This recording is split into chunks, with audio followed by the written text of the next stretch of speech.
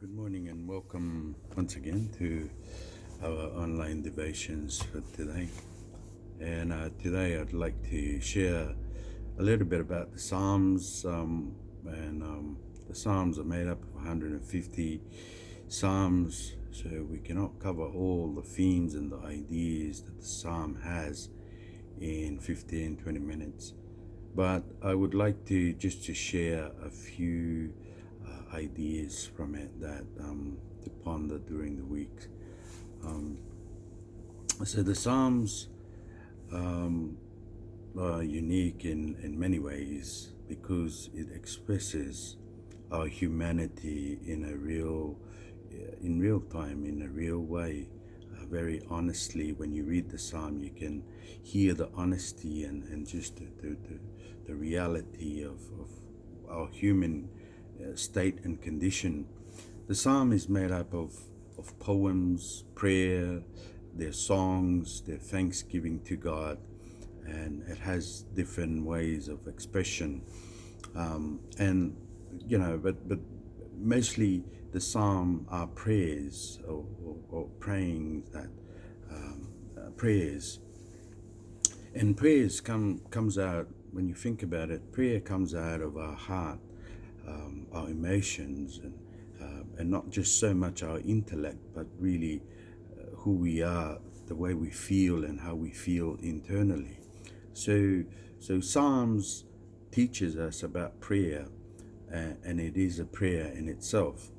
Have you ever paid close attention to someone praying, or when they're deep in prayer? There is a different tone, a different attitude in that person's voice when they're in prayer, when they're deep in prayer.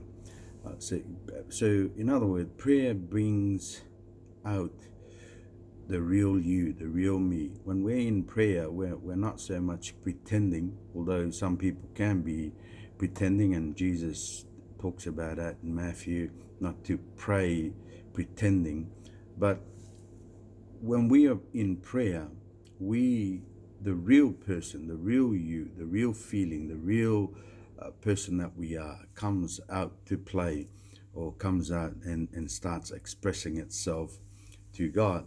Hence why prayer is so important, and hence why prayer can be so difficult at times, because we obviously don't like to express ourselves, especially our deeper feelings and emotions and that kind of things. And there's a lot of that we can talk about with Jesus teaching his disciple with prayers and all of that, but we're not going to get there today. I'm just going to focus so much on the Psalms this morning as we share. So prayer is an opportunity to be real with God, to be real with ourselves, and to be real with our feelings towards others, towards God, towards things, and so forth. So praise, prayer, worship brings out the true self of who we are to interact with God. And we can find these in many of the Psalms. The Psalms usually starts with a feeling or a complaint, and it moves to praising God despite the feeling, despite the circumstance, and it brings all of that together in one short psalm or a few psalms. So it's a very unique tool or writing if you get into it and just read, putting your place in the position of the psalmist as they write some of the psalms. The psalm teaches us that we should come before God unreserved and honest as possible. There are a few supporting scriptures that supports this apart from the psalm. Give thanks in all circumstance. 1 Thessalonica 5:18. Don't worry about anything, instead pray about everything. Tell God what you need and thank him for all he has done. Philippians 4:6. James also speaks about the humility. Be humble before God and resist the devil, and he will flee from you. So the psalm can it's an expression of prayer, it's an expression of feeling, emotion, and it really brings our true self out, to interact with God. The psalm can be divided into three main parts, and it has subcategories that can be divided into those three main parts. But I'm just going to share today just on those three main parts and just bring something to ponder for the week. The psalm, the first part of the psalm that I want to share is that the first category of psalms is psalms of praise, or the hymn, or the songs. These are psalms we sing when our relationship with God is untroubled and it's going well. This is probably the easiest psalm to sing, because we always like to be in a good place. And some of the psalms I'll read a couple of them. Ascribe to the Lord, you heavenly beings. Ascribe to the Lord glory and strength. Ascribe to the Lord the glory due his name. Worship the Lord in the splendor of his holiness. Psalm 29. Clap your hands, all you nations. Shout to God with cries of joy. For the Lord Most High is awesome. The King, the great King over all the earth. Psalm 47. It's easy to sing these psalms and pray like this when things are going well. And sometimes we can even forget that things are going well because God is in our lives. So it's most commonly that these psalms, we sing them, and we like to sing them because things are going well. We sing these psalms because there is victory in our life, there is breakthrough, there is good times, and there's things to celebrate in our lives. And there's the book of Psalms have so many of these type of psalms. The second category of psalms is the psalms of lament, or the psalms of griefs and sorrow, the cry of the heart. These are the prayers we offer God when we are hurting. And I like that these psalms are there also. And we always try to spiritualize our walk with God and make it out like it's strong, it's victorious, and it's blessed, and it's always good. But it's not true with life. Life is full of other downs and up and all these kind of things. And I like that this psalm expresses these ideas, and it's not hidden, it's not reserved by God. He brings it all out so that we can also have these feelings in connection to him. Listen to some of these psalms. Lord, how many are my foes? How many rise up against me? Many are saying to me, God will not deliver him. Psalm 3. How long, Lord, will you forget me forever? How long will you hide your face from me? How long must I wrestle with my thoughts, and day after day have sorrow in my heart? How long will my enemy triumph over me? Psalm 13. Isn't that so true, that we can wrestle with our thoughts, that we can struggle and have internal things happening inside of us, and we can be questioning God sometime, we can be doubting God sometime. Well, the Psalms this is God's word, inspired word, and it's something that God already know that we're going to be going through. He expects us to process these kind of feelings and emotions and ideas in life. Hence why the psalm is right there for us to relate to it. I will cry out to God and call for help. I will cry out to God, and he will pay attention to me. In my time of trouble, I sought the Lord. I kept my hand raised in prayer throughout the nights. I refused to be comforted. I said, I will remember God while I groan. I will think about him while my strength leaves me. Psalm 77. We can hear how disoriented the psalmist is praying these things.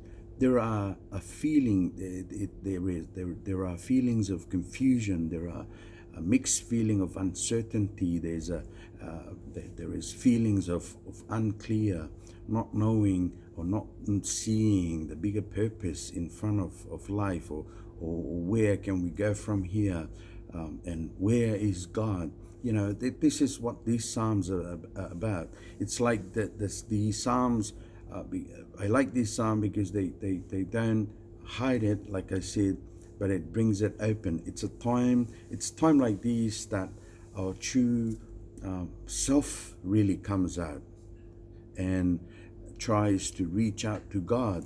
It's when good time is there, you're more in a celebrating mode. You're enjoying life. You're cruising in your life. But when uncertainty and confusion and these doubting and bad things are happening in life, then the true you or the true me comes out to find God or to find solution or to question why these things are happening in life. It is time like this that really begins to make the change or take place in our life that bring changes and permanent changes in our lives. It is time like this that can break or make a person. It is time like this that faith is required. When things are good, you don't need faith. You're celebrating, you're enjoying it. But in time like this, you really need to trust God. You really need to have faith despite what's happening around you. Faith is a picture or a representation, an embodiment of what we cannot see. This is what Hebrew chapter 11 is talking about. Faith is the idea or the things that we need to see spiritually, even though it is not physically available for us to look at. These Psalms usually ends, interestingly, it usually ends with thanksgiving to God for the victory that He will bring. So it might start with a negative feeling, it might start with confusion, it might start with not knowing and uncertainty in life, but it always brings back the real picture or the real place that we need to orient ourselves to, which is to give praise and give thanks to God despite what's happening. The third Psalm, or the third category of the Psalms, is the Psalms of thanksgiving, which is what we've just ended the last category with. When things are going well, we are singing praise to God. When things are going bad, we are complaining to God.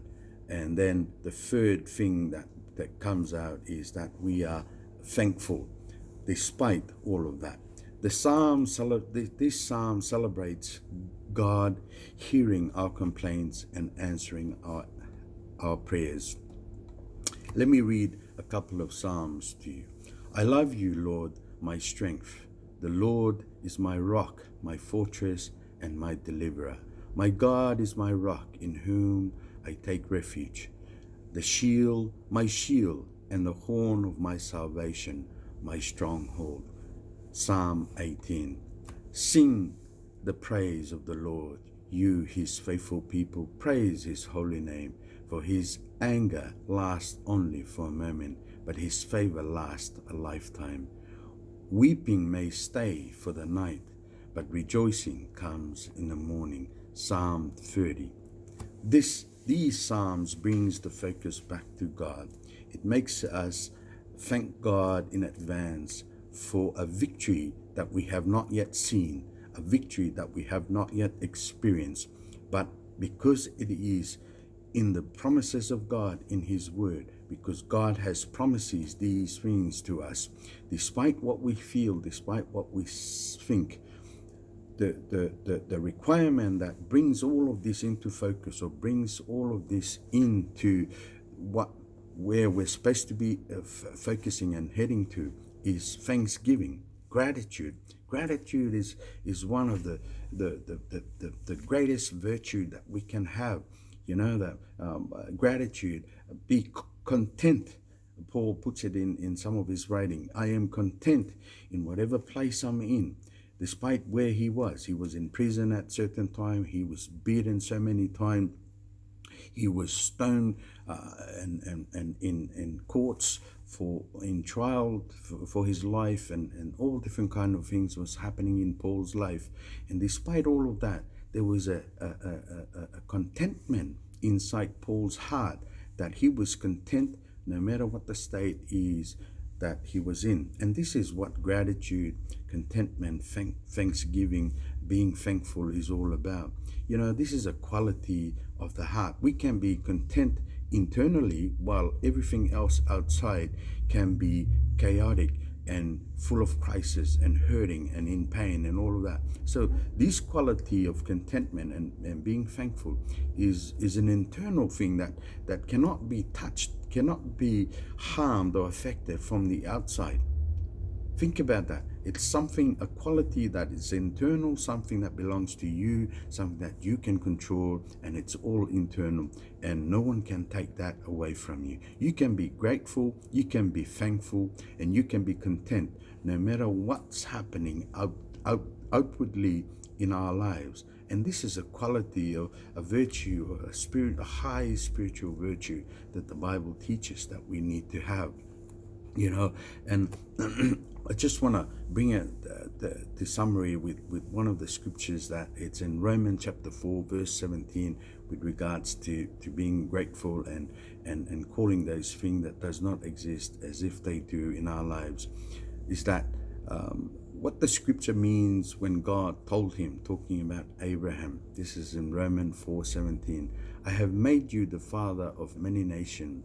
This happened because Abraham believed in the God who brings the dead back to life and who creates new things out of nothing. Isn't that awesome? That God can bring things out of nothing and resurrect the dead back to life. And he can do this because another translation puts it this way: God who gives life to the dead and calls those things which do not exist as though they did. And this is the heart and the quality, the attitude that we need to have as followers, that we need to embody our faith or what we see in front of us, not based on what the circumstances may be, but by the promises that God has in his word. We need to envision it. We need to embrace it. We need to give thanks in advance, despite how we feel, despite what's happening, and despite where we are right now. And this is a virtue of the Christian that we need to cultivate and to have in our lives. Just a quick summary again. The first psalm, the Psalm of Praise, is the easiest psalm because who cannot give thanks when things are going well? The second psalm is the Psalms of Lament, or the Psalm of Sorrow, the Psalm of Grieving. And it's great that it's there because we can relate to it. And it's great that it's there because God really wants the real us to interact with him and not just to be surface about our lives. We need to interact and to come forward to God in this way. And the last Psalms is the psalm that sums it up and directs us how we are to relate to God. We are to be grateful to God. We are to have a gratitude towards God, and we are to have a contentment no matter where we are right now, because this is really what's going to bring or embody our faith outwardly.